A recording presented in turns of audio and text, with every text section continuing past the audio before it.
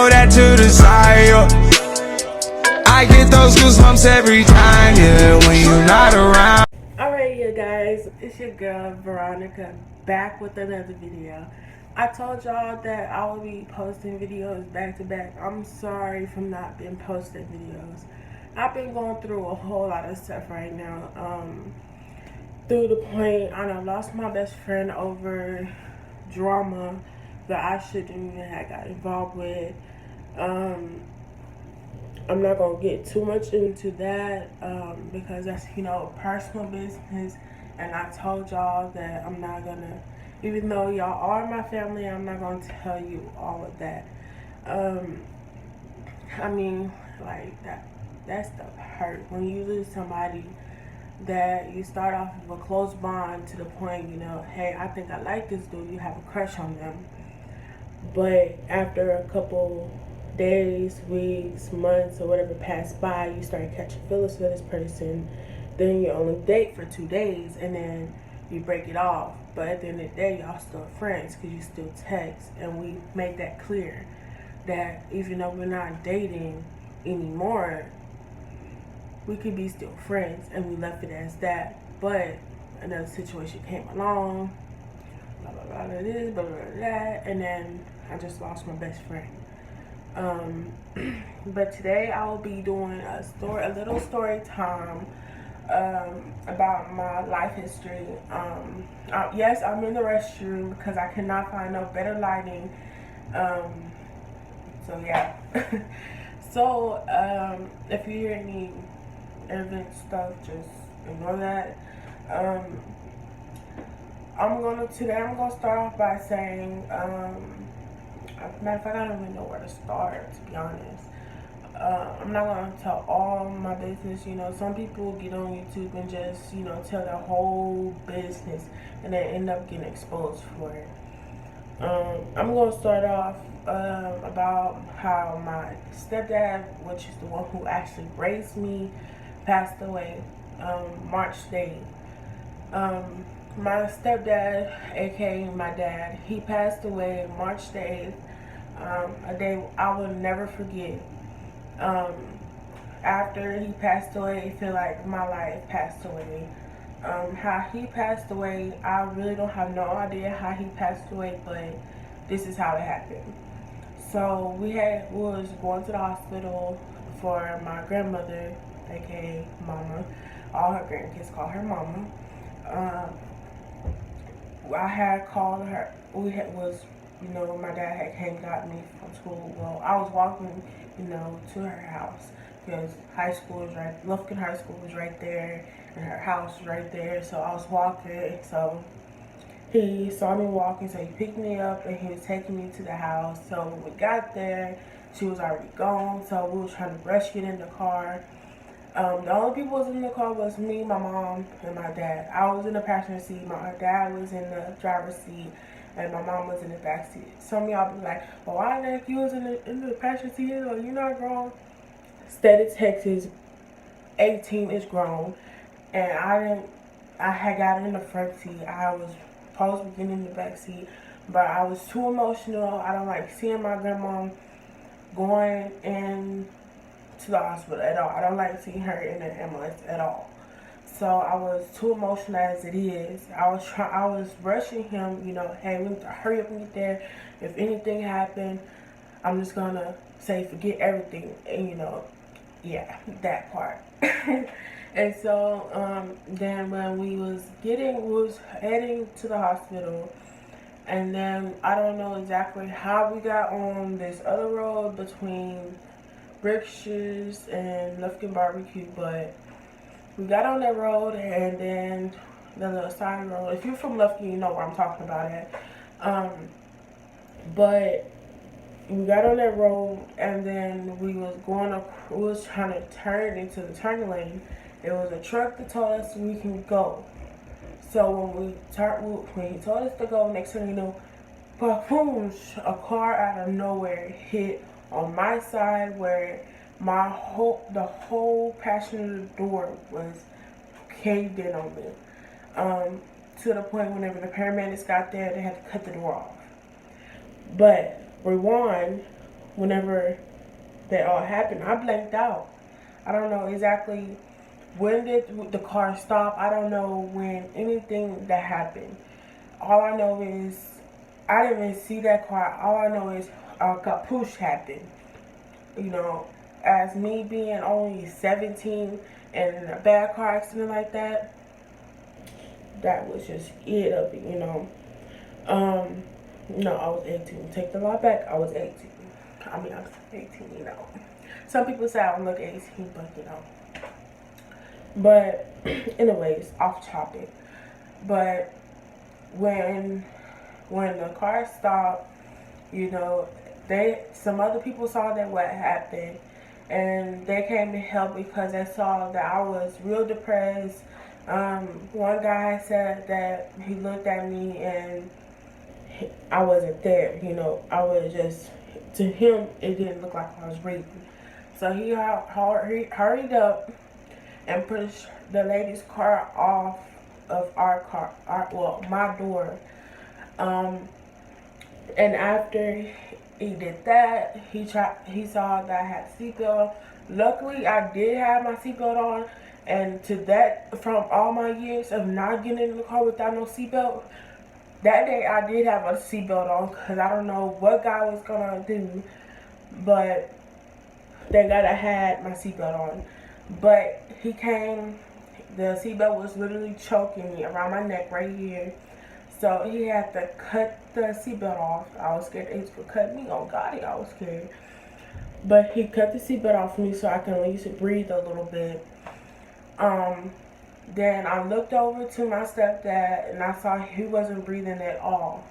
That's when I started panicking. Even though I was hurt and beat up and everything else, I was not even concerned about myself. I was more concerned about him. Because of him being old and having a car accident like that, anything could have he could have been dead. But at the same time, I feel like he was dead because I was keep on poking him, like I was like, "Hey, Daddy, wake up, wake up, wake up! Is you okay? Is you okay?" And then when I recognized he wasn't responding, that's when I just went downhill. I was like, "Oh, I'm crying," you know, going to sing. And then next thing you know, I looked in the back seat to look for my mom. She wasn't in the back seat, so I'm like, "Where's my mama? Where's my mama?" And I was like, "Well, shoot, forget it." So I just started, you know, yelling, crying for somebody, you know, to come over there and check on me. But, you know, at the same time, my dad was old. So I wanted, you know, him to get the fast treatment. Yeah, I'm in pain. Yeah, the door was caved in. I mean, we got hit on my side. So I understand why everybody was trying to look after me. At the same time, I'm young. Yeah, I could have got hurt. Worse than that, I could have been dead. But at the same time, my dad came up dead. So whenever the paramedics got there, I couldn't really even look over that way to my stepdad because he looked like a fish. I'm not making fun of him, but he looked like a fish of how they was grabbing him out the car. He looked like a whole fish that been already out the water for too long. Also, whenever they got him out, they was working on me to get me out the car. Like I said, they had to cut me out the car. That was paranoid. That loud noise. They had to use that thing, the plower or whatever, to get me out the car. So, you know, I was like, oh my gosh, this thing gonna cut me. This thing gonna cut me. So I'm sitting there paranoid. And so the chief of the fire department, I guess I'm saying it right, he had got in, you know, to calm me down. And me, I was paranoid, so I bit him. I don't even know how that even happened, but I bit him. And he was like, "Ow, you bit me." And I was like, "I'm sorry, but I'm scared this stuff hurt." Because I was basically numb. My whole right side was numb. Remember, I got hit from my right side, so of course it's gonna be numb. But as soon as they started moving me around, that's when it started hurting. Like the pain said, the numbness said, "Forget this, you gonna feel this today." So I was like, "Oh my gosh, it's hurt, it's hurt." I'm sitting there crying, like, oh my gosh, it hurts. And so then they had put that neck thing around my neck. They basically had to slide me out the car. They had to put my back first out and literally slid me out because the car was so small that we was basically smashed in like sardines. That's how I feel. But my mama, she didn't get really hurt. She just got beat up, a lot. And some people would be like, girl, you got a testimony. Yeah, I do. But at the same time, I don't, to be honest, it's a surprising that I'm even talking to y'all about it because I said that I will never in my life say anything about this because it gives me depression. It gets me all back in my feelings where I don't want to talk to anybody. But anyways, when we had got separated. He went to one hospital and I went to the other. He went to St. Luke and I went to Woodland Heights or Memorial, something like that. I get the hospitals mixed up because I don't like going to hospitals, and that's when I really, really have to. Then all I know is next day I know they had got me in and when I was in the ambulance, they cut all my clothes off. They was trying to figure out where I was hurting at. I was not hurting anywhere in my stomach. Literally, I would not lie or none of that. I was not hurting nowhere in my stomach. The only places I was hurting was my arms, my leg, my neck, my head. All that was hurting, but my stomach from somehow was not hurting. And the reason why I'm saying wow, my stomach wasn't hurting is because on the inside, I had an open wound. My kidneys had a small. Look, I don't know what happened to my camera. It just went off out of nowhere. But I had a small cut on my kidney, and to the point where I had to go and Lufkin couldn't figure out, I guess, what it was or whatever, but they had sent me and my dad to Tyler. I was about to say Houston, but to Tyler. I was in UT Health, whatever it was, I don't remember. But I had got driven by the ambulance, and he got helicopter. So he was there before me, but at the same time, again, we got separated. I went to one hospital, he went to another. It really hurted because I couldn't see him for the last time. But my mom got to see him for the last time. I mean, not just only me, my brother didn't get to see him. It really kills me every day. I have pictures on the wall of seeing him, laugh, smile or whatever. I'm not gonna lie, I was, a mean girl to him. I was like, sure, I don't care, you're not my real daddy, this, that. But at the end of the day, I had to, recognize, you have been there from I was little until now I'm grown. You're not gonna see me walk across the stage. You're not gonna see. I had all these thoughts in my head, but I had thought about it. At the end of the day, you is gonna see me because you up in heaven. You're gonna see me do everything I do wrong. You're gonna see everything I do right. You're gonna see everything that I accomplish. You're gonna see everything. So I have to calm down for a couple weeks, days after me being bed bound when I finally got home. Oh Lord.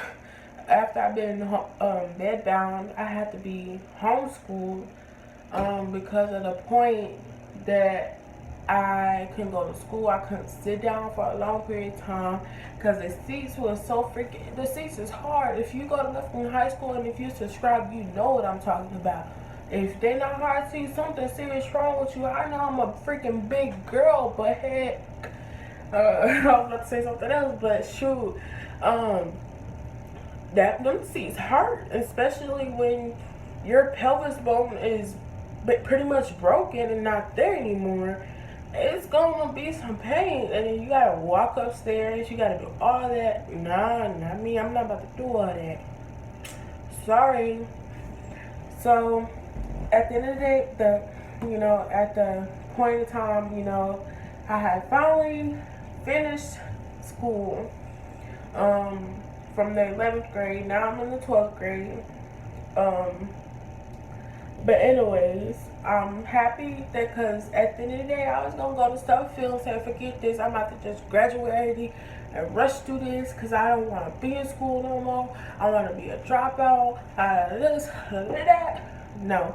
I had to slow myself down because I'm not trying to be like some of these females, these young girls out here, teenage girls that is having babies left and right. I'm not saying that they're not gonna be a good parent or whatever, but at the end of the day, y'all too young to be out there having babies. You know, I'm pretty much older than half of these people I know that is out here popping these babies out like it's nothing, like popping a baby out there, popping a baby out here. You know, I'm older than half of these people, and I'm not saying just because my mama is strict. I'm not saying that if she wasn't strict, I'd be out there popping butt everywhere. No, I'm not saying that at all. I'm not saying I'm scared of my mama. I'm not saying I'm not scared of my mama. But at the end of the day, I'm not gonna be out there just spreading my legs to any and everybody. And I don't care if he is my boyfriend. If he know my situation, he gonna have to go by my situation. If you don't understand my situation, there go the door. Because I'm not about to have no baby while I'm still in school, or I'm trying to still figure out what I want in life. And so, you know, that's a little piece of, you know, I told y'all I was gonna tell y'all a little story time. You know, I mean, I had a horrible life, and some people don't think I have had a horrible life. But you know, after my dad died, March the 8th, that just kills me. You know, I didn't get to see him. I didn't get to go to the funeral. I couldn't do anything. You know, I saw my dad's last hump in a car right beside me, and I feel like he was dead. You know, that's killing. You know, that's one killing part about it. You see your dad for the last moment of your life, or at the end of his life, matter of fact, of his life, being pulled out of a car looking like a fish. And that hurts. Not from, I mean, if you don't understand, I don't know how else to let you understand. But, you know, it hurts. Every day it hurts. Even for me to even think about it, it hurts. But I had a friend that would sit there and listen to me from me hurting, for me crying, for me telling him I have a bad day at work. He was there to listen to me. But I lost him over some drama that I shouldn't have even got involved with. But all I wanted, I mean, I wasn't trying to get no attitude with him either. I just wanted to know is why was you telling her things you wasn't telling me? I mean, I don't know if that was your girlfriend. I don't know who is she to you, but you wouldn't told her that I was just an entertainment. Okay, I was just an entertainment, but when I start throwing them text messages back, I was no entertainment. I was your girl. But I'm not getting mad about that. I'm getting mad at the point you saying that you was entertaining me. I was a nobody. How was I a nobody if you was texting me? All I did is send a wave. I do that to anybody. That's just me. I can't help that. I have a kind heart and I just want to make new friends. Because as it is, I'm not even gonna lie. I have friends, but at the same time I don't, because at the end of the day, I know they fake. And yes, y'all probably gonna be calling me fake in the comments, talking about you stupid, you fake too, because you hang around. No, because we're not even that close like that. Because like I told his girlfriend or whoever she is, ex-girlfriend, whatever, I'm a real woman of my word. I have a mind that's way older than my age. I'm 18. My mind is more like a 40-year-old. Sometimes I may play dumb and stupid, but at the end of the day, I got a mind. that will tell me what to do and how to do it. But I don't want my video to go too much long because I don't want to bore the half of y'all to death. But I'm making up the times that I had not been, you know, posting videos. But yeah, this was story time day 1. Day 2 will come very soon. But I don't know if I told y'all, but I'm working 2 jobs now, so it's gonna be really hard for me to squeeze in time to make videos and post them on time. You know, I might be just doing videos probably on my days off, like today. Well, I'm not off today, but you know what I'm saying, I'm off from one job. Usually I work in the morning times. Like tomorrow I probably gonna post a video after I get off or somewhere around there. But you know what I'm saying. You know, it's kind of hard for every person, you know, if they young and have 2 jobs, you know. I had this one job. Well, one of my jobs I had went back to, but I had to quit that job for, you know, a list. I won't say that for another video. But yeah. So anyways, to cut this video short, I want everybody to hit that like button, hit that subscribe button, and make sure you tell your mama, your daddy, your sister, your brother, anybody you know to subscribe to the Veronica Gang. And don't forget to leave your name so I can give you a shout out. How the fuck I get caught slipping? And why I wasn't on my pivot?